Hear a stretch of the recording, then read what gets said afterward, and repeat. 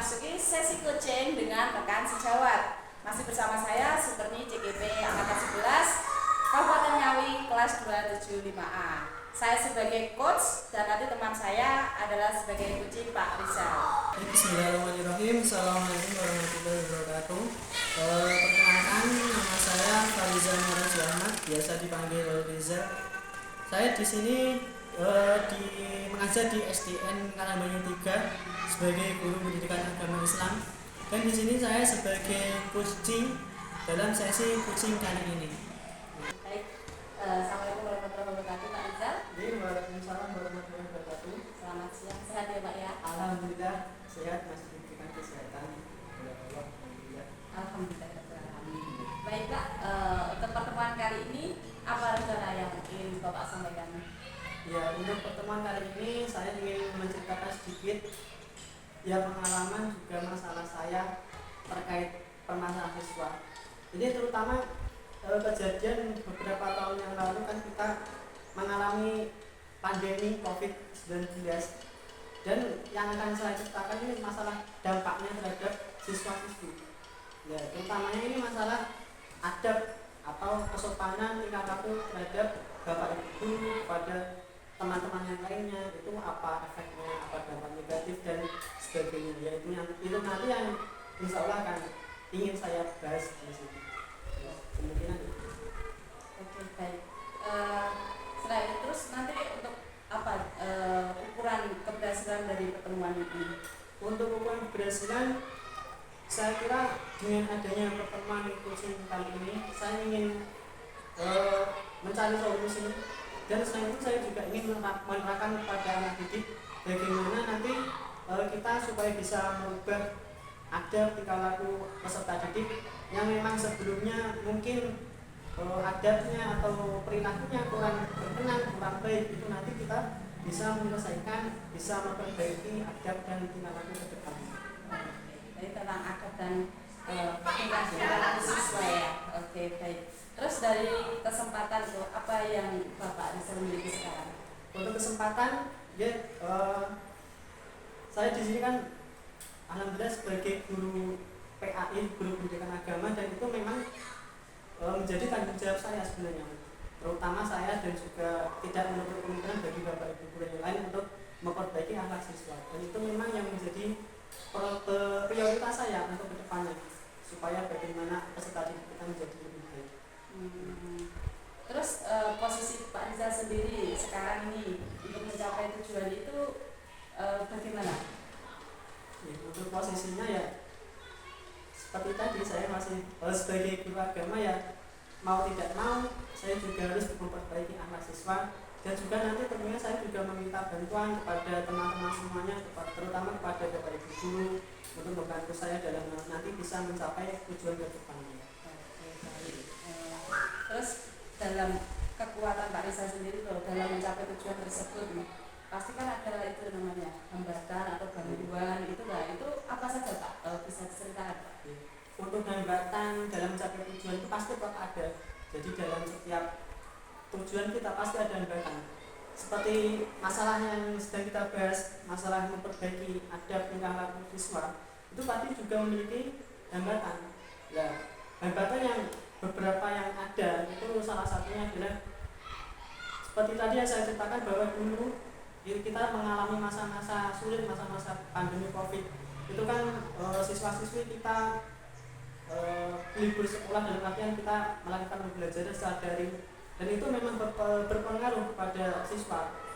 Memang daring juga bagus, kita melakukan pembelajaran, tapi ada beberapa anak, ada beberapa peserta didik yang kurang efektif dalam menjalankan pembelajaran. Itu salah satunya. Terus yang kedua, kita sekarang ini kan memang berada di istilahnya di generasi Z, generasi milenial. Apalagi sekarang kan kita anak-anak peserta didik mulai dari tingkatan bawah kelas 1 sampai kelas 6, bahkan jenjang SMP, SMA, ini kan mulai kecanduan gadget seperti game online, terus seperti bahkan ada yang merambah ke situs-situs yang lain. Itu yang menjadi problematika kita sebenarnya. Itu menjadi hambatan bagaimana kita nanti bisa memperbaiki akhlak mereka, dan itu yang salah satu salah satu penyebab terbesar menjadi penurunan adab atau degradasi moral dari peserta didik. Begitu. Terus kemungkinan ini apa nih ya Pak ya yang bisa diambil dari itu, dari hambatan dan gangguan itu? Kalau yang bisa kita lakukan sebagai pendidik ya kita bisa memberi contoh, menasihati kepada peserta didik untuk melakukan hal yang baik. Ya, selain itu kita juga harus memberikan edukasi atau pembelajaran kepada peserta didik untuk menggunakan gadget terutama itu yang untuk hal yang positif, seperti misalkan untuk pembelajaran kita bisa mencari materi di gadget, di Google dan lain-lain, di YouTube kita bisa memanfaatkan itu. Dan selain itu kita juga harus berkolaborasi dengan orang tua. Kalau di sekolah itu kan kita bisa mengawasi, dan kita masih bisa mengawasi peserta didik. Tapi ketika nanti peserta didik itu sudah pulang di lingkungan sekolah, di lingkungan rumah, di lingkungan masyarakat, kita kan sudah tidak bisa mengawasi, kita sebagai ibu tidak bisa mengawasi.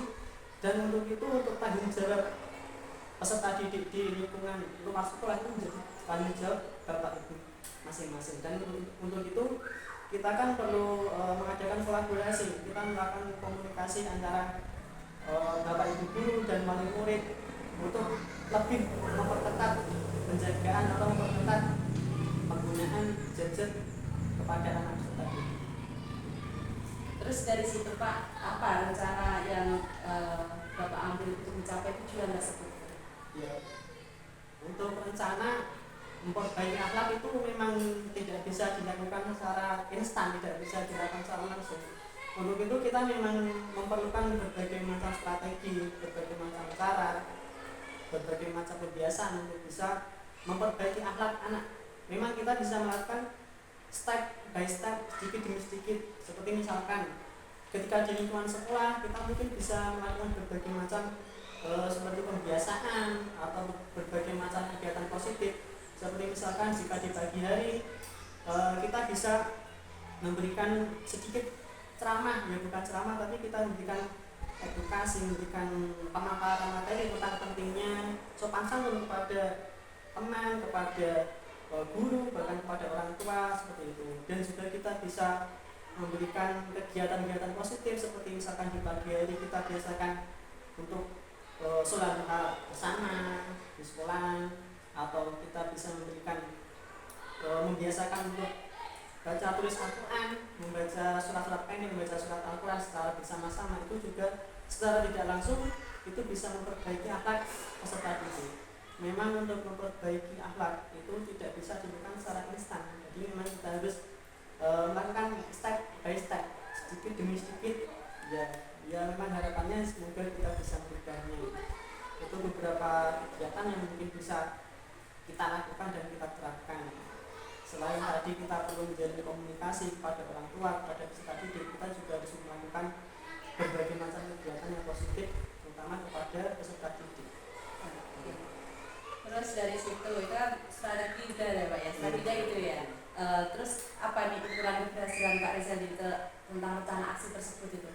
Untuk ukuran keberhasilan terkait rencana aksi itu memang rencana keberhasilan itu keberhasilan bisa diukur dengan tolak ukur apabila kita memang berhasil merubah yang tadinya kurang baik menjadi baik. Itu memang menjadi tolak ukur standar keberhasilan.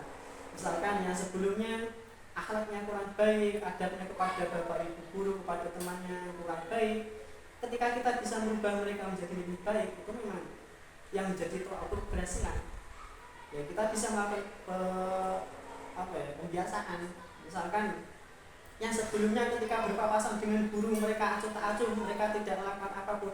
Ketika nanti kita sudah memberikan penjelasan yang baik, kita kan mereka berubah. Yang sebelumnya acuh tak acuh pada guru, terus sekarang berubah ketika berpapasan dengan guru, mereka mau menyapa atau bahkan mau berjabat tangan, bersalaman, mengucapkan salam. Itu kan menjadi sebuah perubahan yang luar biasa, menjadi perubahan yang baik. Itu menjadi salah satu tolak ukur.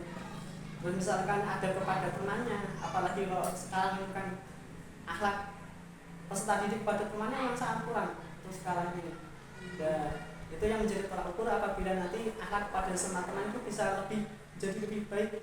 Misalkan saling menyayangi, tidak saling mengejek, apalagi yang sering terjadi sekarang ini kan kasus pembulian terhadap teman itu kan memang banyak.